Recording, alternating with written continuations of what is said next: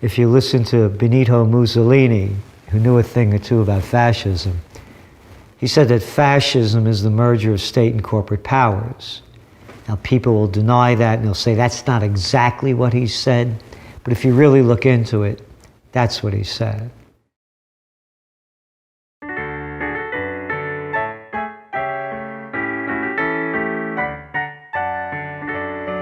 Milk is an important part of every good diet. Use the best grade of milk available to you. Disease may be contracted through drinking unsanitary raw milk.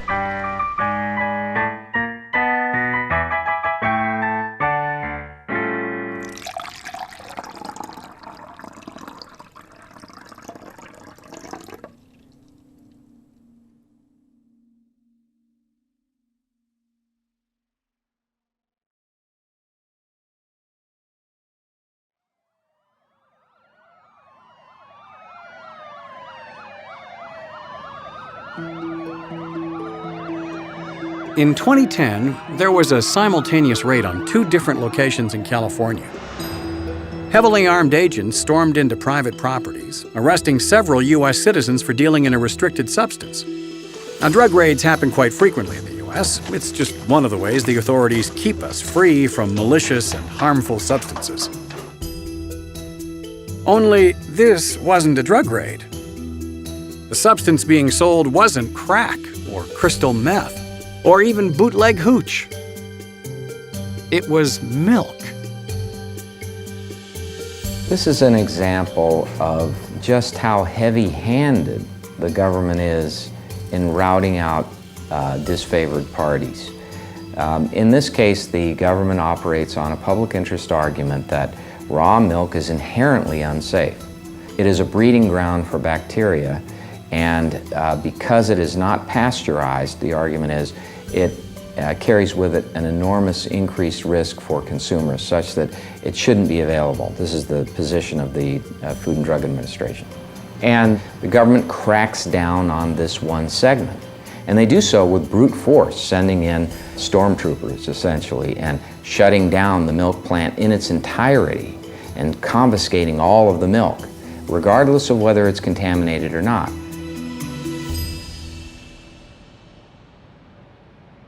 The FDA raided this organic market in order to keep us safe from the dangers of unpasteurized milk.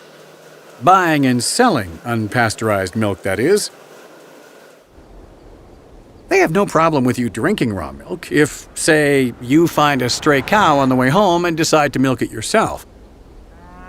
But a reputable farmer trying to sell some to willing customers? That's a big no-no.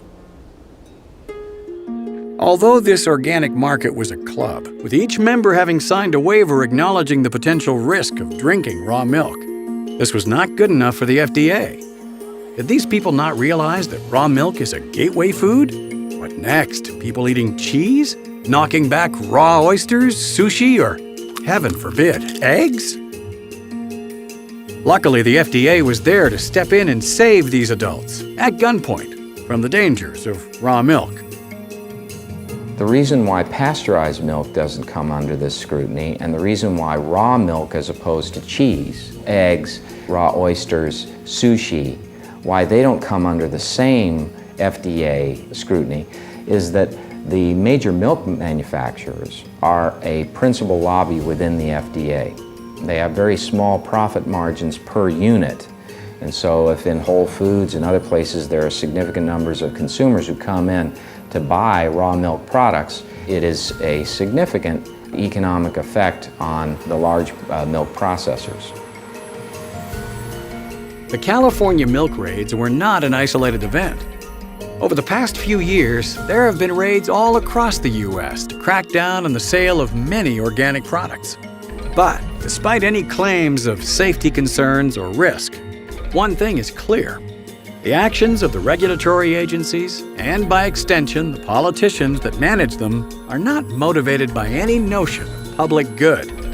They're motivated by the desire to stay in power. And that takes money.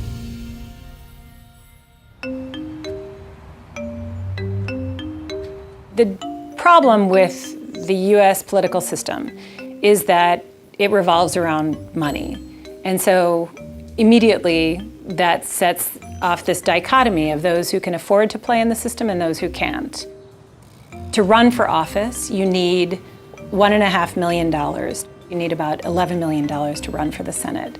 So if you don't have money, where do you go? You go to the people who have a hand stretched out with money, ready to fund your campaign, but they're going to want something in return because, of course, they're not giving this money for charitable reasons. It very clearly advantages big businesses because they have more capacity to devote resources to influence buying. Political influence has become just another arsenal in the marketing toolbox of large companies. Only instead of promoting themselves, they use this influence to suppress the competition. And the key to it all are lobbyists. People think that we live in a free market society, and we don't. Big government and big business are way too closely aligned today, especially in the United States. And this, is because of lobbying, basically. We have cronyism. We don't have capitalism in the United States, especially when it comes to the military, and then big medicine, big food, like Monsanto, with all the GMOs and stuff. Most people don't want it, but yet it's being forced on us because Monsanto has such leverage in Congress through all the lobbying of the food industry. So what is lobbying? Well, simply, lobbying is the act of influencing decisions made by legislators and regulatory agencies. The guys who make the rules. And the people who exert this influence are called lobbyists. Well-connected professionals with slick suits and slicker tongues.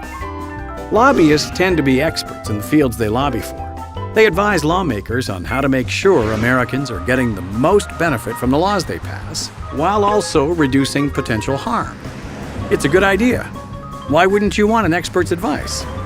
Here's where things get screwy. Sometimes the lawmakers decide the cash is greener on the other side, so they become lobbyists themselves. They leave government and join a private company, taking their connections and influence with them. This phenomenon is called the revolving door. People going from regulating an industry to working in that same industry, and sometimes back and forth multiple times. Corporations love having such powerful people on their payroll, so they do everything they can to lure them over. And for their part, the regulators help out by making a few choice laws to benefit their future employers. And with the spin of the door comes a host of new laws that benefit some companies, hinder others, but business keeps rolling, and in the end, no one really gets hurt.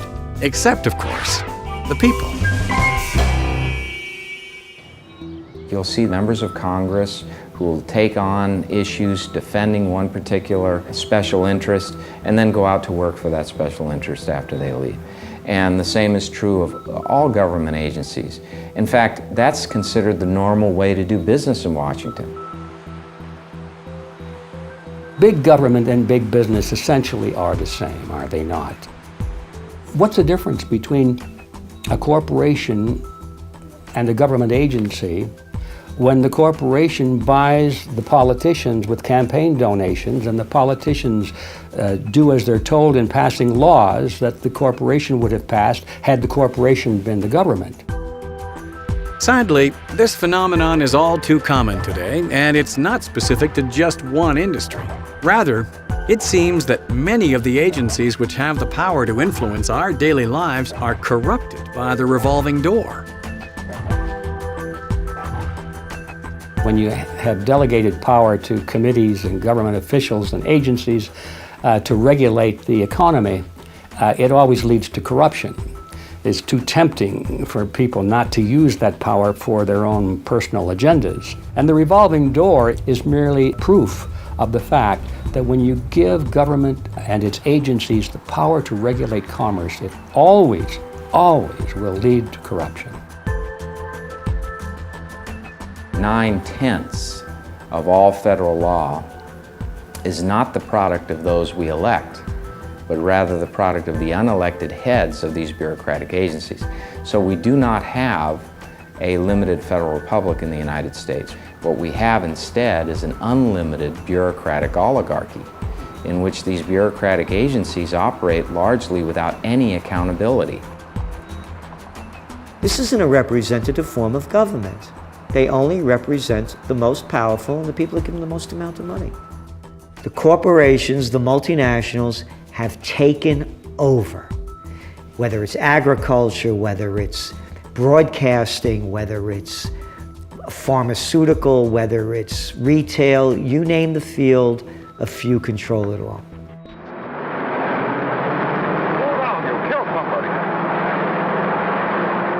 Laws and regulations are essential to any modern society. There are some activities that need to be controlled or prevented for the sake of the common good. Which side of the road you can drive on. Whether a 5-year-old should be able to buy a bottle of Jack. How many return trips you can make to a buffet in a single sitting. Okay, maybe scratch that last one, but you get the idea. But with so much collusion between regulators and the industries they regulate, the laws governing our daily lives are becoming excessive, unnecessary, and often downright nonsensical. Keeping the public safe and free is no longer the primary goal for a number of our lawmakers.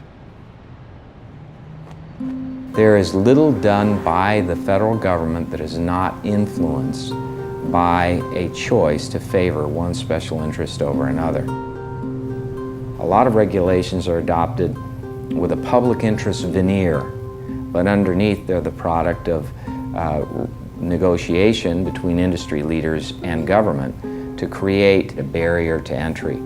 And many of these actions taken have enormous economic consequences, both eliminating competition to a company and enhancing their economic status. This relationship between big business and government agencies not only affects their competition in the economy, but all of us in our day-to-day lives. What you want to do in an economy is you want to produce the products and services that are in greatest demand.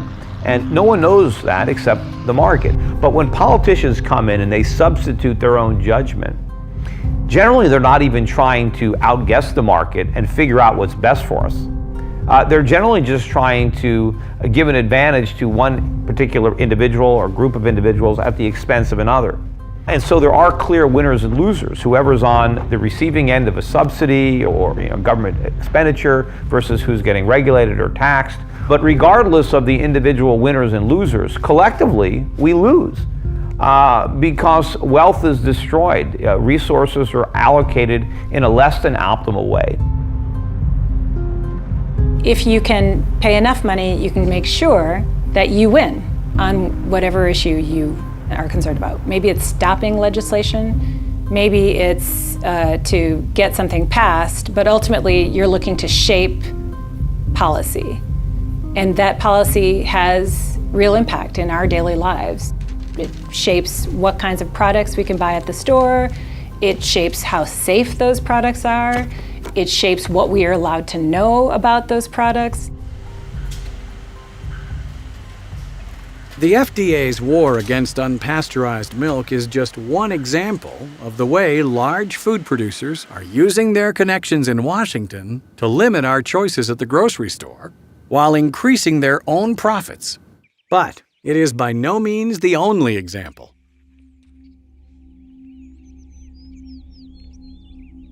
Big government is in a collusion with big agriculture.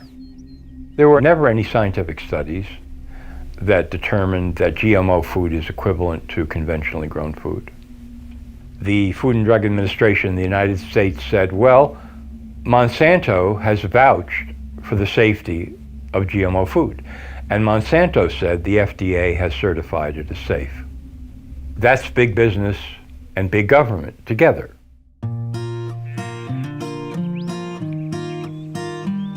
But some small, independent farms are choosing not to use patented GMO crops or work for larger agribusiness concerns.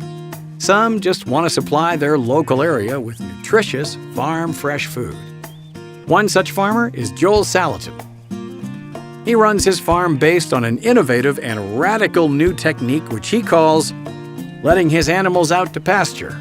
It sounds crazy, but maybe he's onto something. We have a very different set of production and processing criteria. First of all, our animals move. They're not in great big confinement animal feeding operations. Our animals don't do drugs. We don't vaccinate, we don't medicate, and we run our farm on the closed carbon cycle as opposed to buying in chemical fertilizer from outside. So, the localization, the carbon cycle, animals move around, the lack of pharmaceuticals, all of that is 180 degrees different than today's industrial global petroleum-based food system. It turns out there is a healthy market for traditionally farmed meat and produce. So why are there so few independent farms operating around the country? The story of Chicago and its great stockyards symbolized the amazing economic revolution that was underway.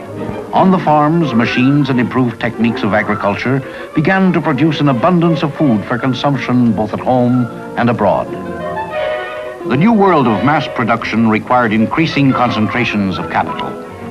Pooling the investments of many people, the corporation became the means to starting vast new enterprises. The globalization and corporatization of everything is gradually making it more and more difficult for independent farmers, independent people in the food system to market to their neighbors, to friends, to family, to whatever. And you do think every day about what bureaucrat is going to invade my life today. Every single time the government penetrates the marketplace, it always favors the biggest players because they're the ones that are able to buy favors, to curry concessionary privileges in a regulatory climate. And so I know that many of the consumer advocacy folks mean well when they say we need more oversight, we need more regulations for this bad thing that happened over here. What they don't realize is that by the time that regulation actually gets enacted and filters down to the farm level, it always hurts small producers and helps the large producers. It's the revolving door. Don't eat healthy, only eat crap. A few companies control everything. There's only a small group of agribusiness companies that control the entire food production. They're putting everybody out of business. They don't want any competition. The small farmer is always a threat. If 50 million people in the United States decide on their own that they would prefer to buy their produce from small farmers or at farmers markets because they think it's healthier, that's a defection out of the system. Government doesn't want that. And Monsanto certainly doesn't want it, nor do any of the big agribusiness companies want it. So better to do everything possible to wipe out the small farmer in America. Make him go bankrupt, make him sell his land, which is then taken over by some larger agricultural entity, until eventually the entire food chain is controlled by big corporations and big government. The regulations forced upon small independent farms like Joel's have created a hurdle which limits the size and scope of his operation. And whether these regulations are well-intentioned or imposed just to give an unfair advantage to the big guys, the end result is that many of the products Joel would like to sell have been deemed illegal. The things that we would like to do, from curing meat to selling raw milk, for example. We would love to sell raw milk, and we have customers who'd love to get raw milk, but it's illegal. We just had a health department inspector. They told us that our slaughtering shed for the poultry was illegal and wanted to close us down. And their contention was that if it's actually open to the air, it's inherently unsanitary. What's fascinating is a feedlot in deplorable conditions with no trespassing signs gets away with almost anything, but because we are extremely transparent outdoors, out here, it makes us vulnerable to the anthropomorphism of ignorant people. You're probably thinking that these agricultural regulations are meaningless to you. If these regulations are limiting your choices, how come you can walk down any aisle in the supermarket and find dozens of different brands and hundreds of different foods? I mean, how much choice do we really need? The average person walks into the supermarket, right? And they see all this stuff on the shelves. They say, what do you mean I don't have choice? I can get Count Chocula breakfast cereal, Fruit Loops, Cracker Jacks, whatever, okay? I can get potato chips from 10 different companies, What do you mean I don't have choice? And so it's a hard sell because people have a hard time understanding what they can't get. What you can't get is raw milk. What you can't get is backyard slaughtered poultry that never went through a great big processing plant. There's a tremendous amount of artisanal heritage type food that is unavailable now because it has been criminalized and outlawed. In the end, it comes down to risk. Some things, like raw milk, are just too risky to let out to the public. After all, contaminated raw milk could theoretically be as harmful as poison.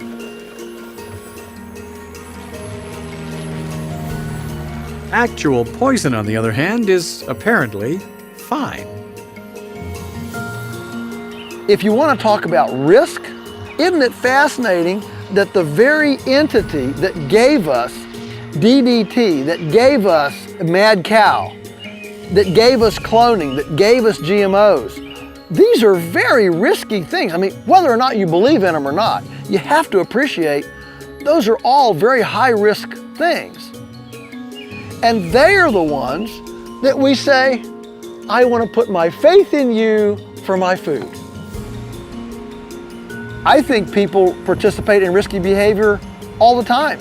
I think if you're feeding your kids pasteurized milk, Cocoa Puffs, Count Chocula cereal, and Fruit Loops, that's risky behavior. But the government has decided that that's not risky behavior. What's risky behavior is drinking a glass of raw milk. When it comes down to it, not being able to get raw milk isn't that big a deal. I mean, who needs raw milk when you can get deep-fried mozzarella sticks or tasty, tasty chicken fingers? After all, food is food, right? I think it's important to realize that in 1979, when the first USDA food pyramid came out, with grains on the bottom, that was the beginning of the obesity and type 2 epidemic because it put carbohydrates on the bottom.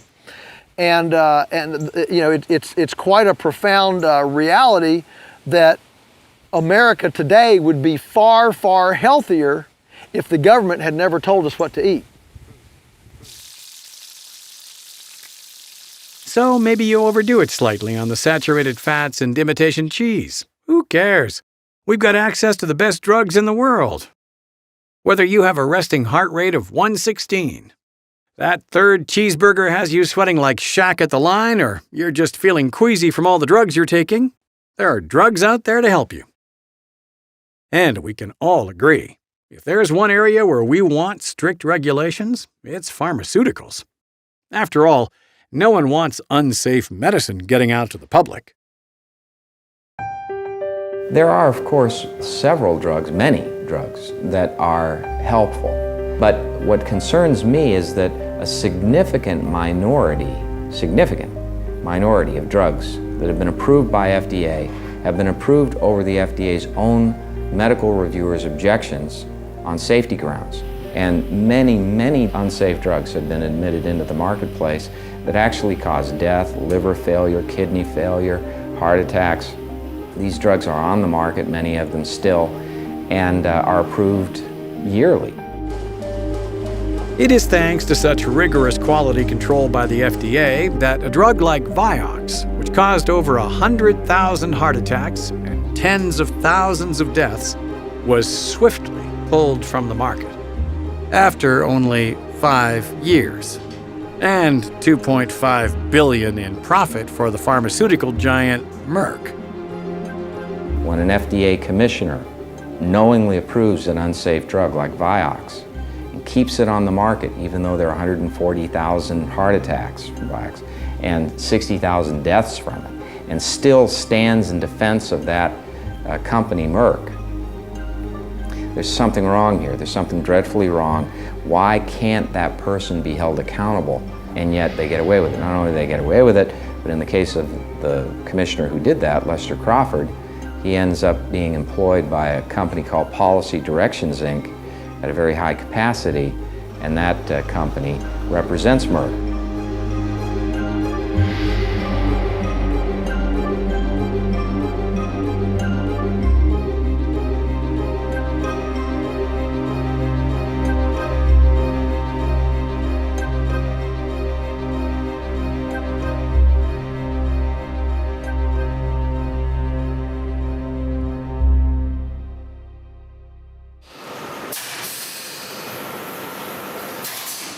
Perhaps the Vioxx incident was just a one-off event.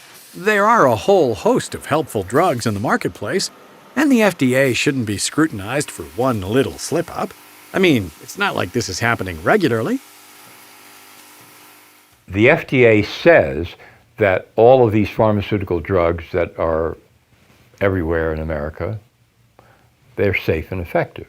That's how they get out into doctors' offices and drugstores, and that's why people ingest them. Well, 106,000 people every year in the United States are killed by FDA-approved pharmaceutical drugs. The FDA admits this on their own website, but they say nothing about taking responsibility for it. It's just another medical fact to them. Huh.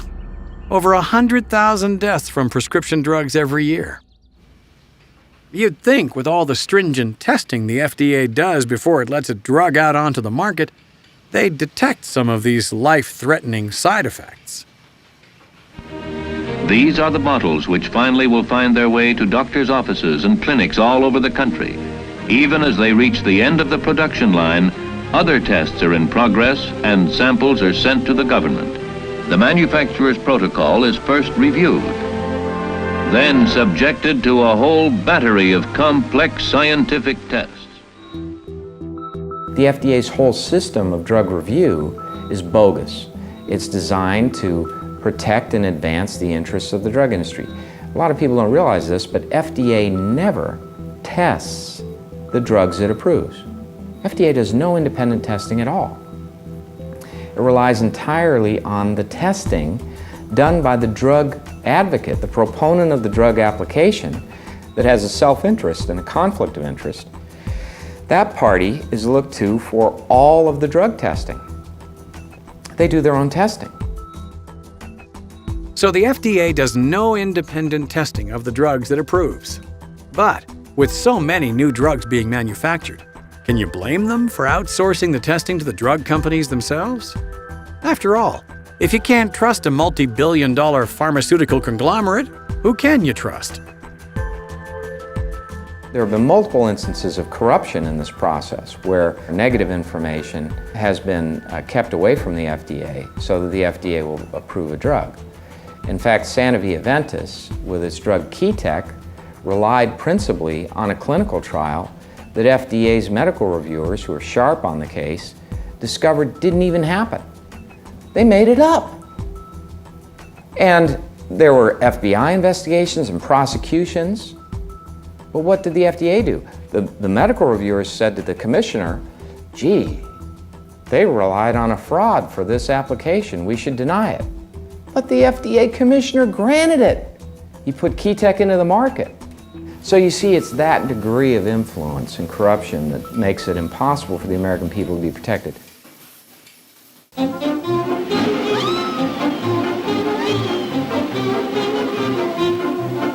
With drugs being approved by the FDA, despite the objection of their own medical reviewers, there can be little doubt the revolving door is alive and well in the pharmaceutical industry.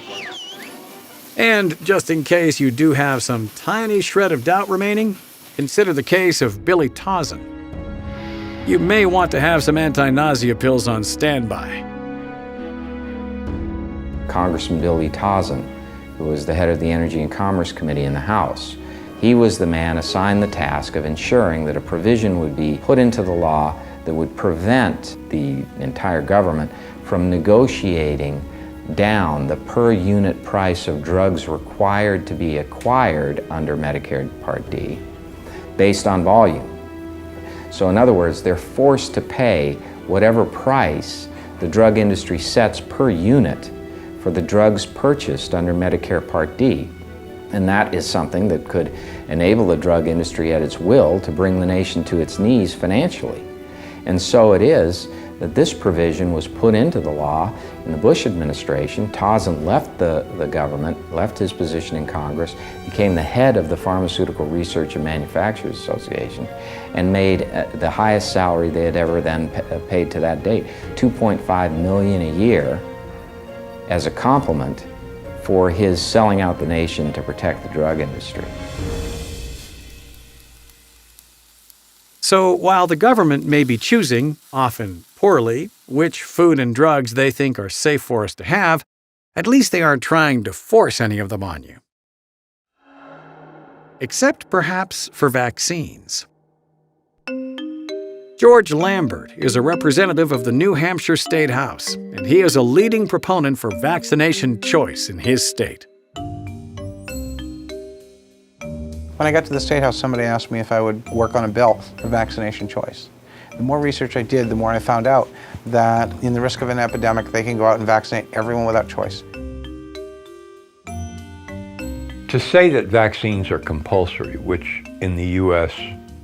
is the struggle right now, every state has their own exemptions that parents can claim.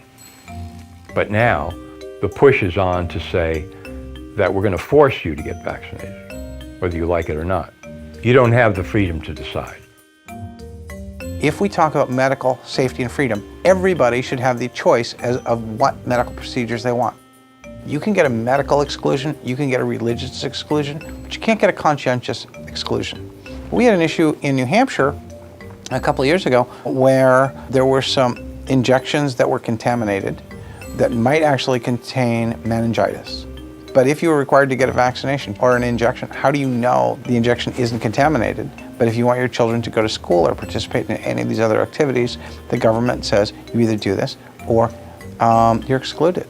That's a problem. Because when the news says there's something that puts your life at risk, you should be able to make an educated decision. That's what freedom really comes down to in the end. The freedom to decide, for good or bad, how you want to live. And that freedom should not be overruled by the government, except in the most extreme cases, or to keep us safe from the most diabolical of threats. Weed, grass, ganja, joint, doobie, do, chronic, ace, lobo, loco, loveboat, bud, buddha, blunt, pot, pat, bin, chiba, 420, and hashish, or hash for short. No matter what you call it, no matter what hip street lib it's referred or referred to by, it all comes from the same stash. It's all marijuana.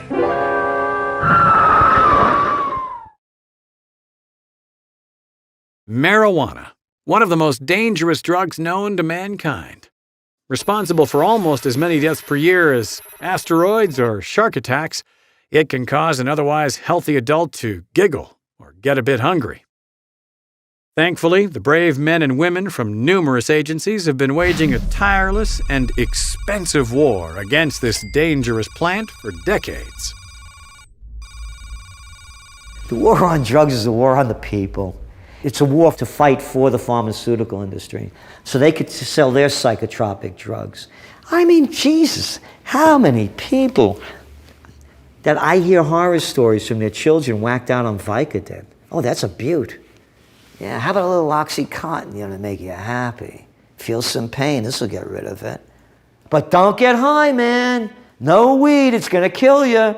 You saw Reefer Madness. Reefer Madness is a celebrated PSA film produced for the U.S. government. Known for its even-handed and unbiased approach to the subject of marijuana, which it claims is worse than heroin, it saved generations from the dangers of marijuana. Even a single puff of Mary Jane can make you dance like a fool, laugh uncontrollably, or violently murder your friends. How embarrassing. NORML is a non-profit organization whose aim is to legalize cannabis throughout the United States. There are 800,000 people a year arrested in the United States on marijuana charges, 90% for possession only. So over a 40-year period now, that's roughly 27 million people have been arrested on marijuana charges. So it's created a huge universe of people who have been effectively screwed by the government. When we sued the DEA in the classic case NORML versus DEA, the judge ruled in 1988 in his final decision that marijuana, quote, is the safest therapeutic substance known to man. That's a pretty strong indictment against the rest of the drugs. So the courts acknowledge that marijuana is the most therapeutic substance known to man. But since as early as the 1930s, marijuana has been the subject of countless heavy-handed and fallacious propaganda. Long-term use of marijuana can lead to a psychological dependency. Soon, you'll be taking all sorts of measures to get your fix. People will start calling you names like pothead or Smoky McBongwater. Losing all motivation, it's likely that you will drop out of school, take a sudden liking to sitar music, and maybe even get felt up by a cop or two. Marijuana has been propagandized by the United States government and its surrogates at the state level for at least 75 years. There are 1,200 Partnership for Drug-Free America ads, and 85 to 90% of those ads have been against marijuana. And the name alone, Drug-Free America, deserves nothing but pure laughter. Drug-free America. This is the most drug-addled society in human history. And the Drug-Free America Association was originally founded by the alcohol, tobacco, and pharmaceutical companies, which, last I checked, their business model is distributing drugs. Personal feelings about marijuana aside, there is no denying the fact that criminalization of the substance bears little parity with other substances in the same area, such as alcohol or tobacco. But with all the millions being spent on preventing its use and prosecuting individuals who use it, who stands to gain? There are entities out there that strongly lobby for the status quo to stay in place. Law enforcement, the very government agencies born of the prohibition, like the Partnership for Drug-Free America, the DARE program, the DEA, the Drug Czar's office, they will always oppose legalization. 3 would be the alcohol, tobacco, pharmaceutical companies that play both ends of the middle. They try to start things like the Partnership for Drug-Free America, but pretty clearly don't want to really have a drug-free America. The 4th entity are companies that are able to make money off of the prohibition, and that would be private prisons, drug testing companies. This is probably the most naked of our opposition, because if you get caught with marijuana, you can either choose the route of prosecution and potential conviction and then going to jail, or you go to rehab. Well, even the director of NORML, if I got caught by police with a small amount of marijuana, if I'm given a choice between going to jail and going to rehab, I'm going to pick rehab. And so 80% of their clientele are effectively pushed in the door by the government. So this is an incestuous relationship that has been set up between the drug rehabilitation profiteers and the government that brings their clients right to their door. And we, the taxpayers, pay for the rehabilitation. Now, in the language the addicts use among themselves, They never say to each other, let's smoke a marijuana cigarette. They say, let's turn on, or let's blast a joint.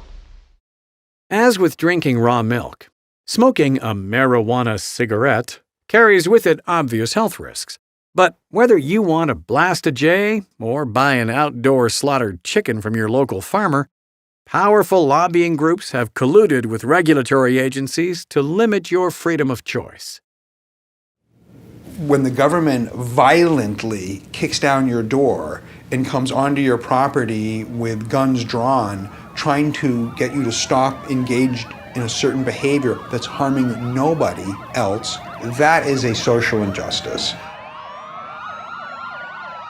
I personally think of cannabis as just a metaphor for freedom.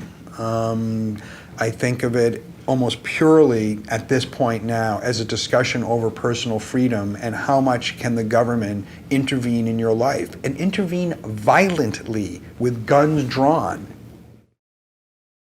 Okay, we've talked a lot about food and medicine and, Lobo, but enough of that hippie talk. Everyone knows the world revolves around one thing and one thing only: milk. I mean, money.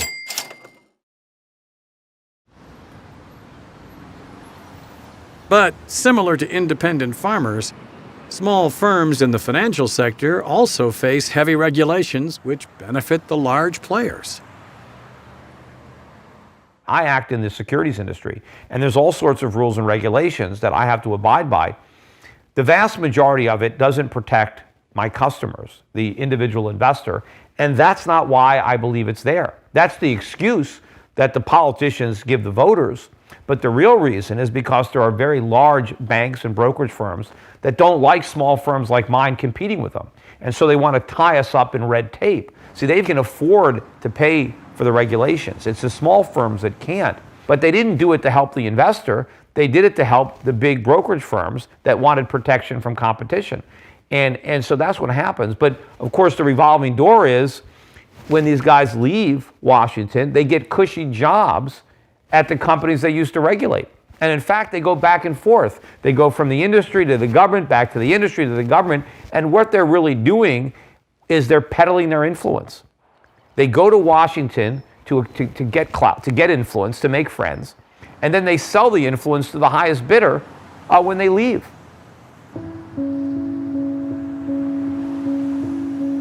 Sadly, the finance industry may be the best illustration of the intertwining of government and big business. For example, the current Secretary of the Treasury, Jacob Lew, was reportedly given a $950,000 bonus by his former employer, Citigroup, just for taking a job at the Treasury.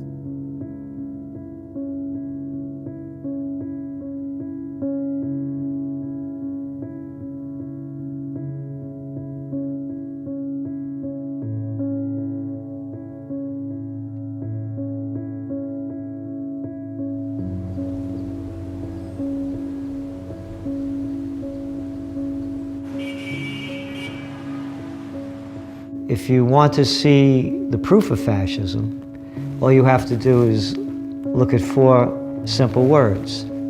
Too big to fail. The merger of state and corporate powers. When America had a financial crisis in 2008, the whole game changed.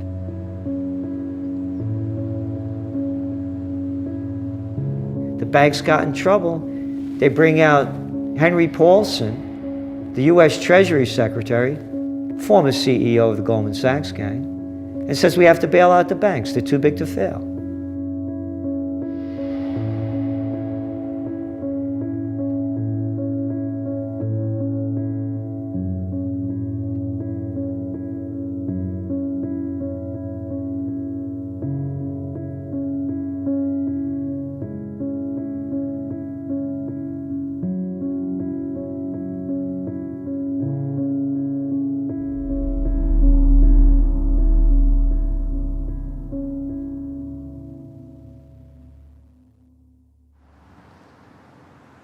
The subprime mortgage crisis of 2008 was the biggest economic crash since the Great Depression.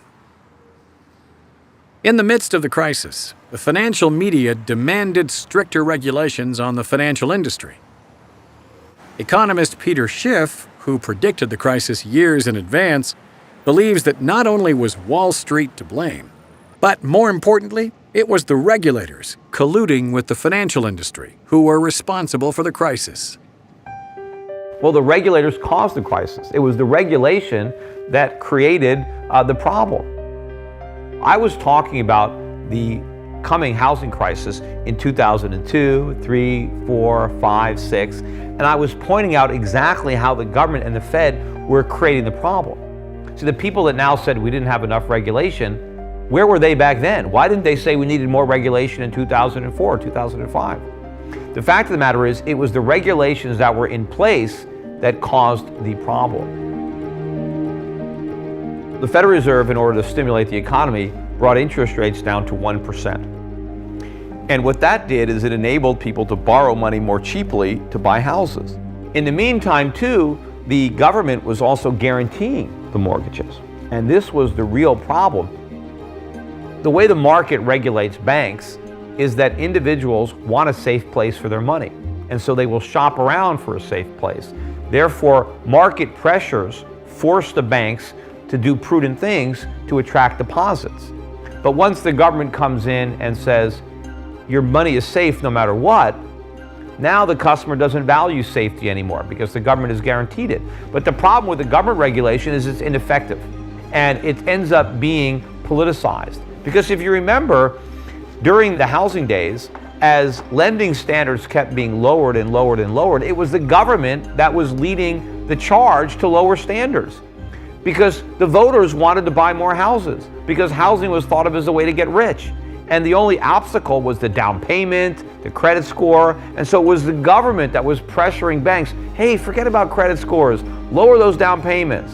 So the banks are risky, the mortgages are risky, nobody cares about anything because the government's trying to make everything good. The government's trying to say, don't worry about risk, because if you fail, we're there to catch you, we're there to prop you up. And then when it doesn't work, capitalism gets a bad name, as if any of this has anything to do with capitalism.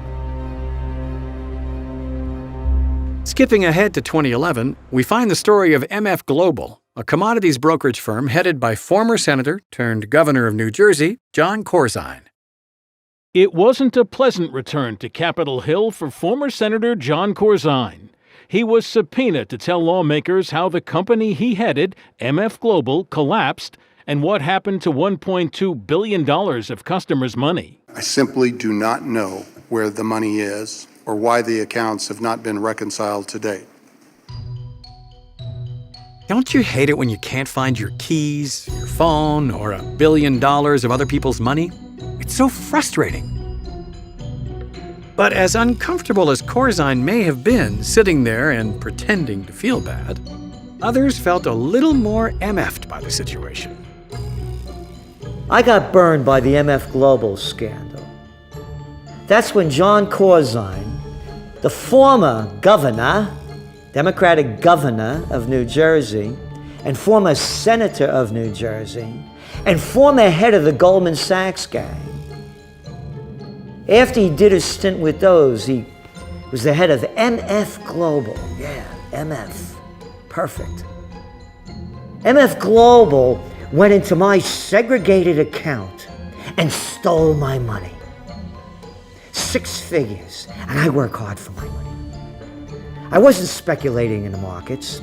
He went in and stole my money. While investigating how this money was stolen out of his account without the financial regulators intervening, Mr. Salente's investigations found the telltale squeak of the revolving door. The CFTC is the agency which regulates brokerage firms like MF Global. At the time of the MF robbery, the CFTC was headed by one Gary Gensler, a close colleague of Corzine's.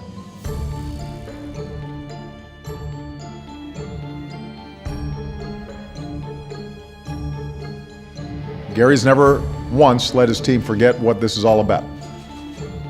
The American people. Do you know what the Commodities Future Trading Commission did to John Corzine? After robbing me and thousands of others? Nothing. Nothing. Gary Gensler was his lieutenant at Goldman Sachs, and he's the head of the Commodities Future Trading Commission. You want to, I mean, to say that the fox is watching the chicken coop is stupid. It's worse than that.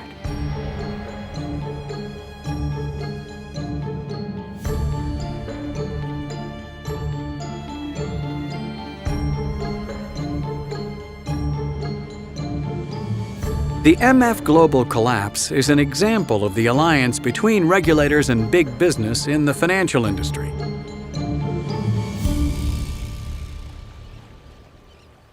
But a more troubling phenomenon, called a bail-in, was recently seen in Cyprus.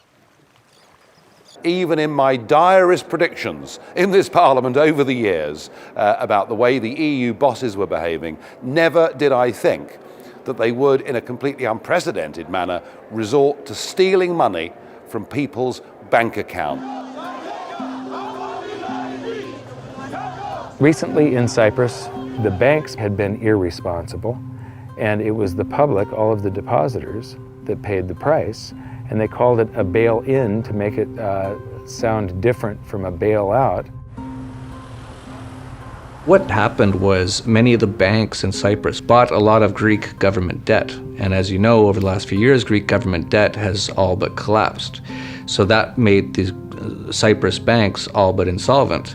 And they went, just like always, the big banks went with the government and said, hey, we're broke. Can you help us out and steal money for us? And that's what they did. They just said, take 50% of anyone over $100,000, take 50% of all their money, just take it. Just the term bail-in is a lie. This is something that is a marketing tool to basically cover up a theft. A bailout, they whip up currency and they give it to the banks, and then the public eventually pays for that through a tax called inflation, because there's now more currency in existence. A bail-in, they skip the part of creating currency and they just take it from the depositors. But basically, the banks win at the public's expense either way. But that was Cyprus, not the US. There's just no way the citizens of North America would allow something as underhanded as a bail-in. Canada actually put in their 2013 budget a bail-in clause, the exact same thing. They said if the Canadian banks have problems, that they can just take it from Canadian citizens. The US has been talking about it as well. The governments allow these banks to do these kind of things. Cyprus was the model to see if they could get away with it. They got away with it, and now it's proven successful, so it is a solution they can use in the future. In hindsight, it seems obvious that the financial sector would be rife with corruption and backdealing. Finance, education, the prison system, the military-industrial complex.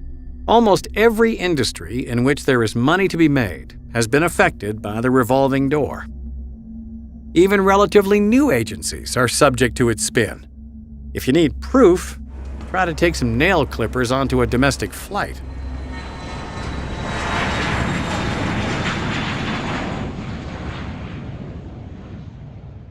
When you go to the airport, the TSA agents, want to go out and they want to invade your privacy. They want to look through your bags. They want to do all of this stuff.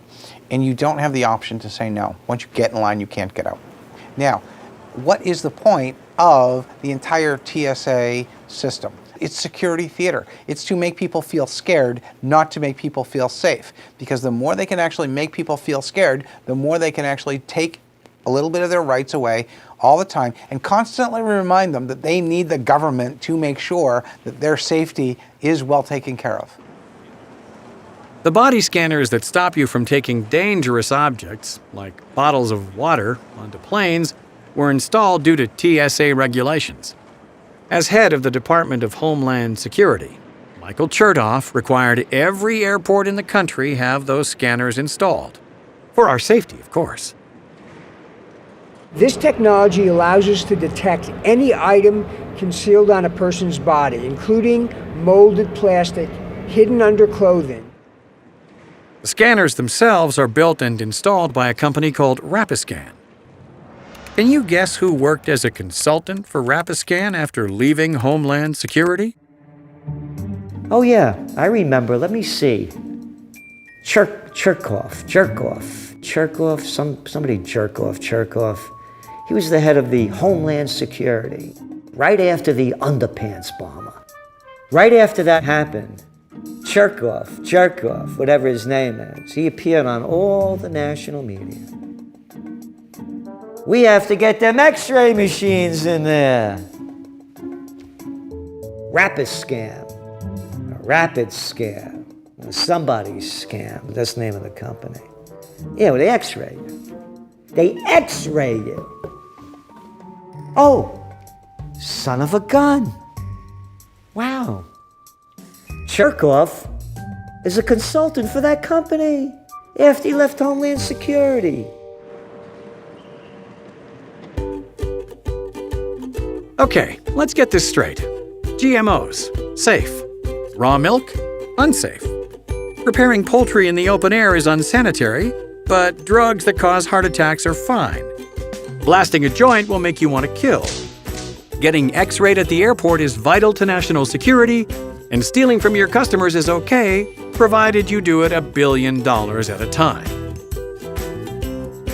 With regulatory agencies so deeply entangled with big business, it's almost impossible to know whether the rules we live by are there for our safety or someone else's financial benefit. Whatever the reason, the end result is our lives are now so heavily manipulated by the desires of others that our choices are becoming more and more limited. That's what government regulation is all about. It's all about limiting your choices. The government wants to make those choices for you. They want to take away your freedom to choose. The choices that you make, the types of food that you eat, right? All of this is determined for you by the government. And why can't we make choices? Right? That's what freedom is about. The politicians think that, hey, it's important that we all vote. They can trust us to vote, but they can't trust us to make these basic decisions about whether we should buy a house or whether we should rent their house, or should we use this broker or that broker, or should I put on my seatbelt, or should I wear a helmet, or should I smoke cigarettes, or, all these choices need to be made by the government, but somehow we're smart enough to vote, but we're too dumb to do just about anything else. This over-regulation has implications other than just limiting our choices. By giving government agencies the authority to regulate our lives, even in the name of protection, it has led to an expansion of government power at the expense of individual freedoms. What's the old saying? Give them an inch, and they'll take your money, life, and favorite dairy products? Something like that. The more laws there are, the more rules and regulations there are, the more taxes there are, the less freedom you have. I mean, that's what freedom is. It's freedom from government. So when people are free, it means that they do what they want. They don't have to do what the government tells them. Career bureaucrats are usually dedicated pro-regulatory people. They are fans of state paternalism, of government making individual choices.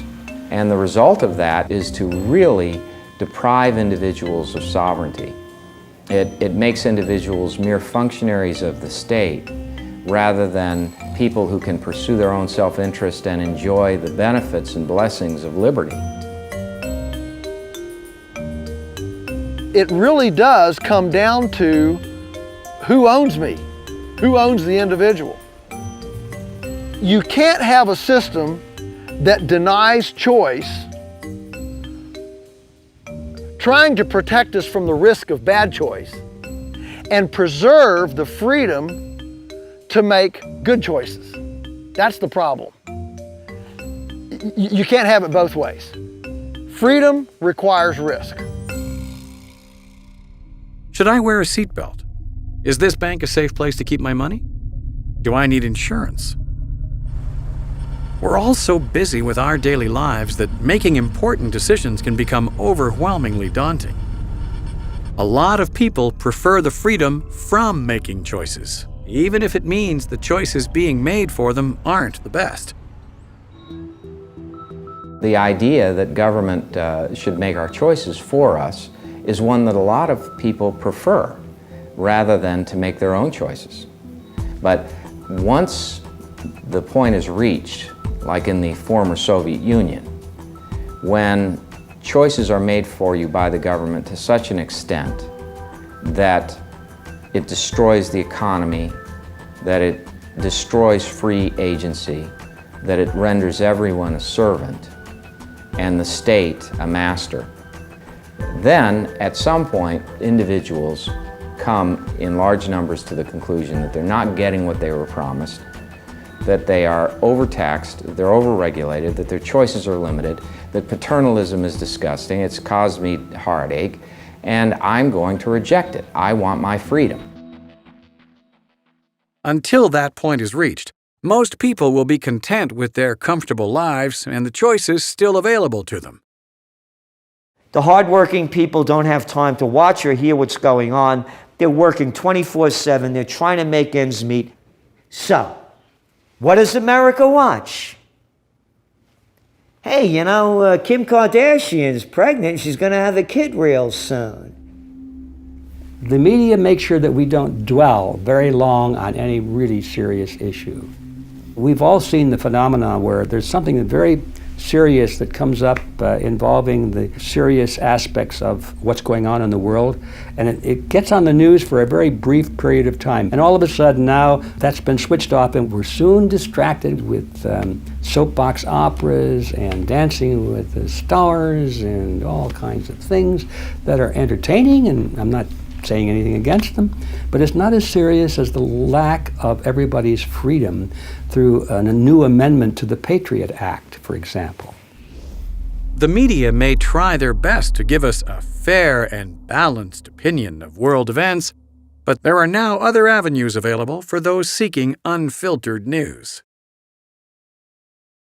The way that the net and the web were built involves a lot of decentralization. It moves power into the hands of the people sending and receiving messages, as opposed to the people in the middle that are handing them off. And that is a scary prospect for entrenched stakeholders.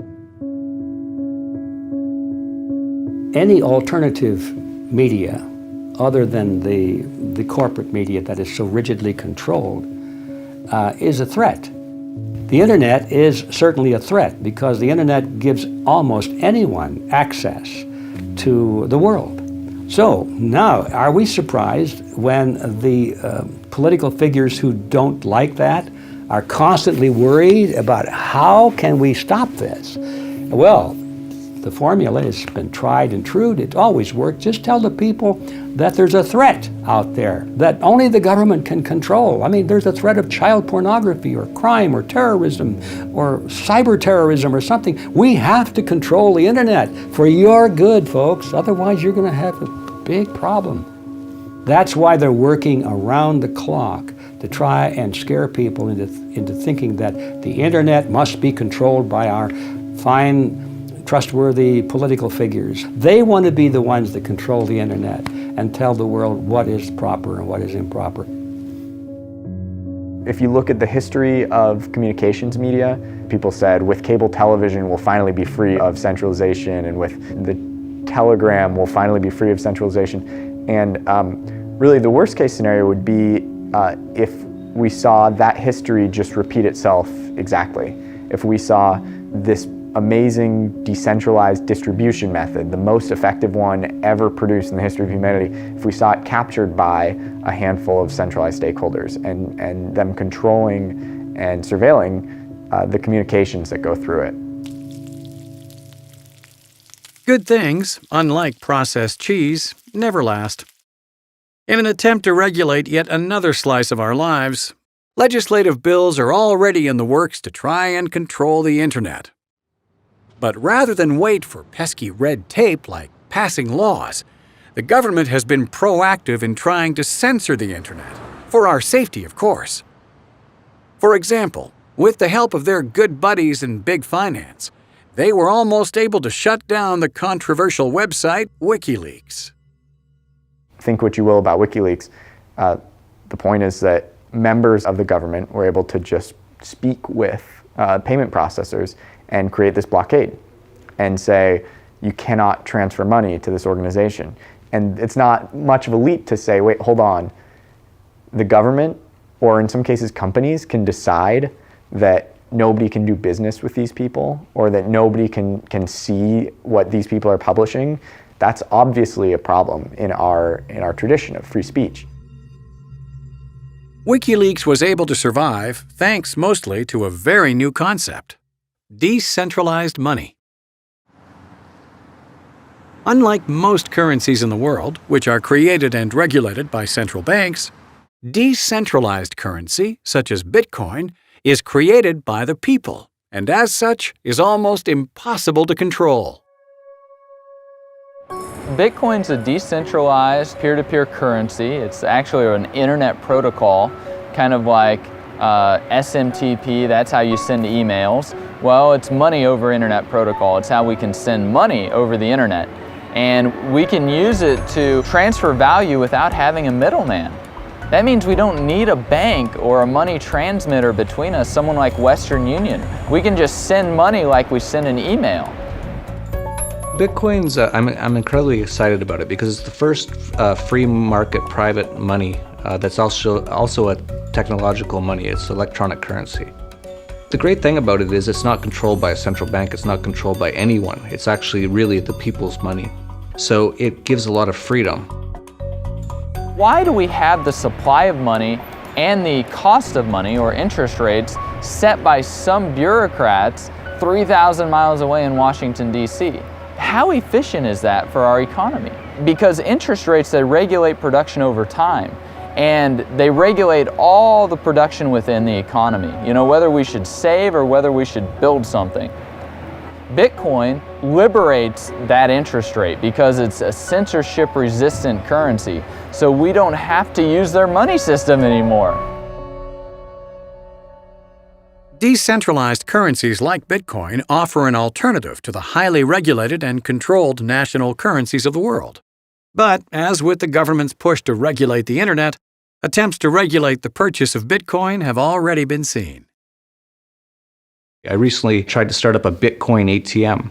I hired some lawyers in the US and they told me, you're under 5 different regulators in the US. You're under banking, finance, money, even telecommunications because we're using the internet.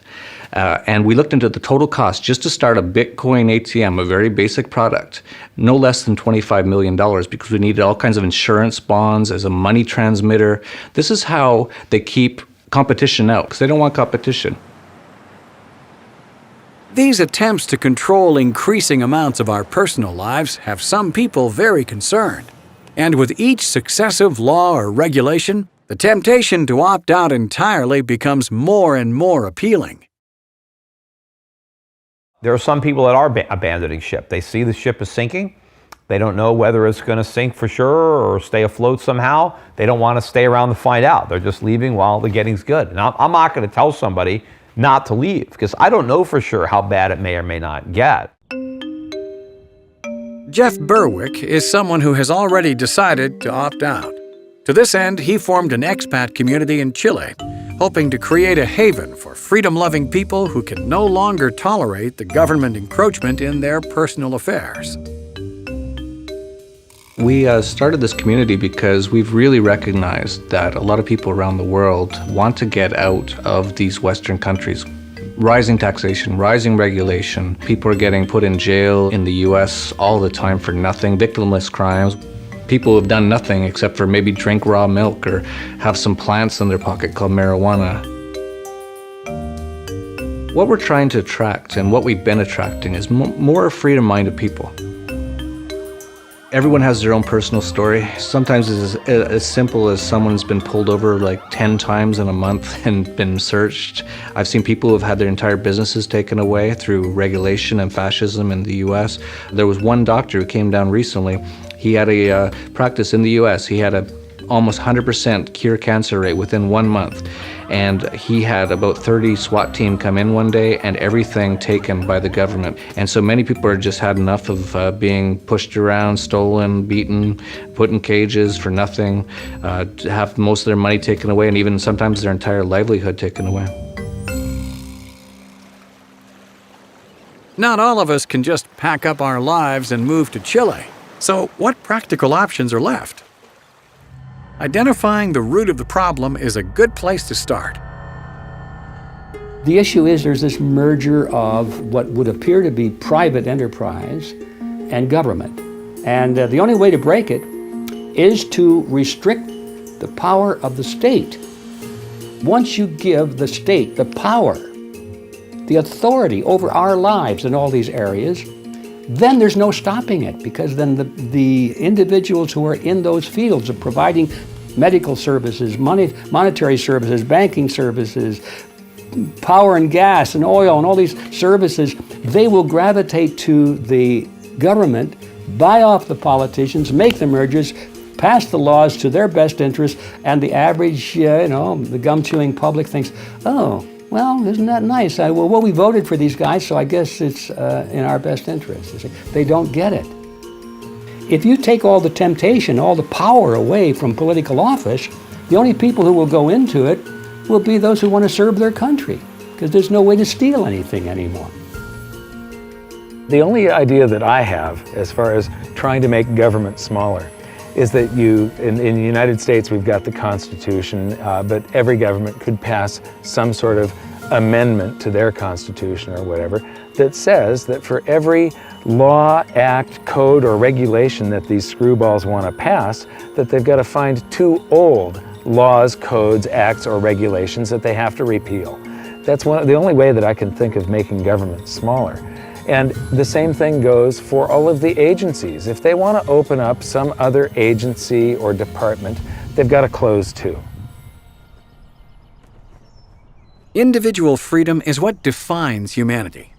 Although laws and regulations can make us feel safe from the threats we may face, all the safety in the world means nothing without the freedom to live as you choose. Freedom is the most important and indispensable characteristic of mankind.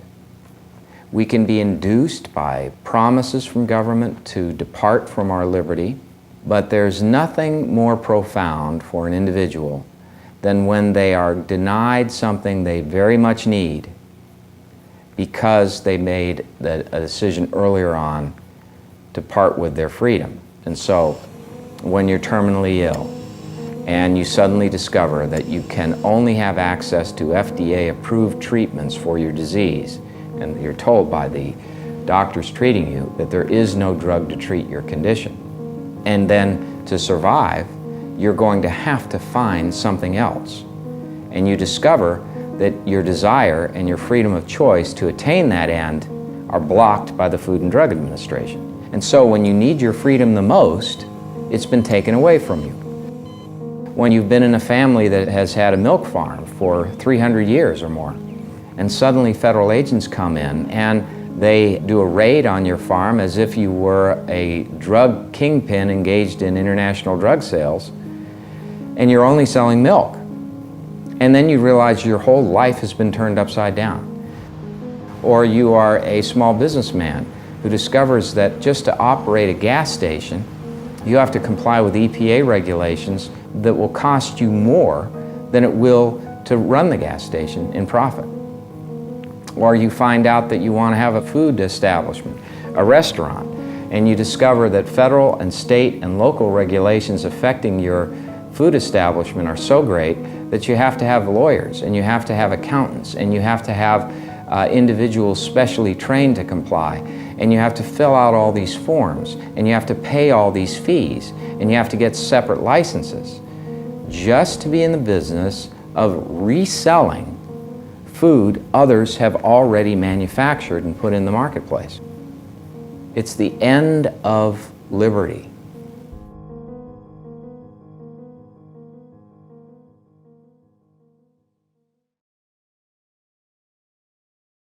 How you regain freedom is a huge question. The individual knows that he's or she is alive.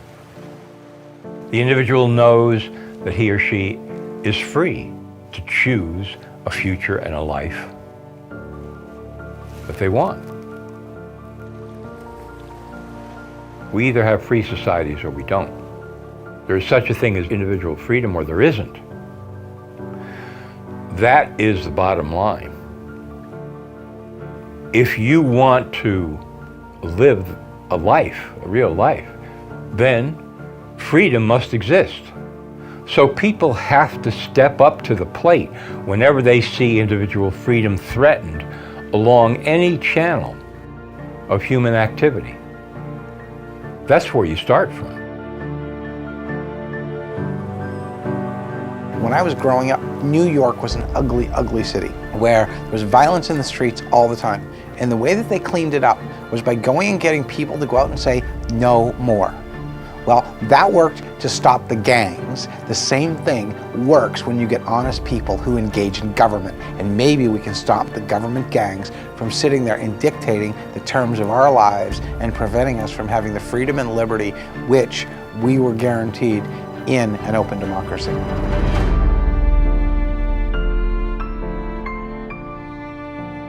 We are all individuals. We have the ability to think, to decide, and most importantly, to be heard. It may be time to start crying over spilt milk.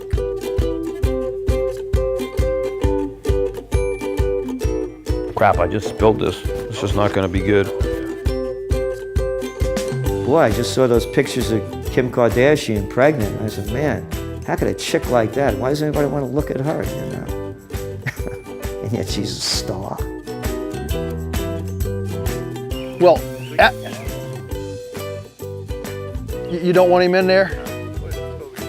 Go downstairs there, Geppetto. No, I don't know where you can get any weed. That's a lie.